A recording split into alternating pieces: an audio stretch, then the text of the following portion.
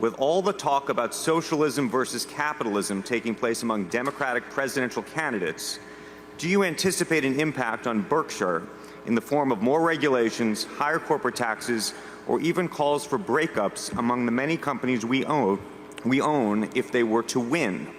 And how do you think about your own politics as a fiduciary of our company, and at the same time as someone who has said that simply being a business leader doesn't mean you've put your citizenship in a blind trust? Yeah, I have said that you do not put your citizenship in a blind trust, but you also don't speak on behalf of your company. You do speak as a citizen if you speak, and therefore you have to be careful about when you do speak, because it's going to be assumed you're speaking on behalf of your company.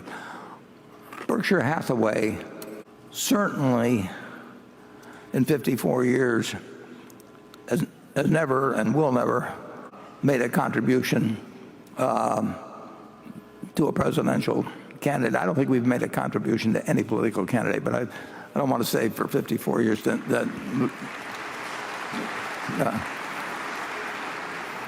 we don't do it now. We operate in several regulated industries, and our railroad and our utility, as a practical matter, they have to have a presence in Washington and in the state legislatures in which they operate. So we have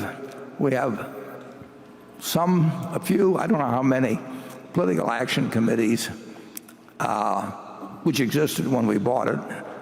We bought the companies at subsidiaries, and I think unquestionably they make some contributions simply to achieve the same access as their competitors. I mean, if the trucking industry is going to lobby, I'm sure the railroad industry is going to lobby. But the rule is, I mean, that people do not pursue their own political interests with your money here. We've had one or two managers over the years, for example, that would do some fundraising where they were fundraising from people who were suppliers to them or something of the sort. And if I ever find out about it, that ends promptly. But my position at Berkshire is not to be used to further my own political beliefs, but my own political beliefs can be expressed as a person, not as a representative of Berkshire. When a campaign is important, I try to minimize it, but it's no secret that in the last election, for example, I raised money. I won't give money to PACs. I accidentally did it one time. I didn't know it was a PAC, but I don't do it. But I've raised substantial sums. I don't like the way money is used in politics. I've written op-ed pieces for the New York Times in the past on the influence of money in politics.